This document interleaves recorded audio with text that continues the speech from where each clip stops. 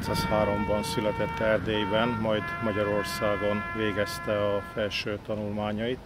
Aztán a légügyi hatóságnak lett az alkalmazottja, majd Szegeden végezte a repülőgépvezetői kiképzését, és miután pilóta is és mérnökember is volt, így a légügyi hivatal felkérte, hogy vállalja el Székesfehérváron a repülőgép javító üzemnek a vezetését. Így került Székesfehérvárra, és hosszú időn keresztül itt irányította a légcsavar üzem, a faüzem, illetve a berepüléseket. Az ő nevéhez fűződik az ejtőernyő, annak a típusú ejtőernyőnek a kialakítása, amit ma is még HES ernyőként nevezünk.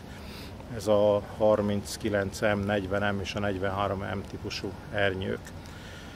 Sajnos a háborút követően Amerikába kényszerült emigrálni, de ezt a találmányát ott is szabadalmazták, és nemhogy a magyar légierőnek rendszeresített ejtőernyője volt, hanem Amerikában ez az ernyő tovább élt oly módon, hogy az űreszközöknek a visszatérítő berendezéseként még ma is használják.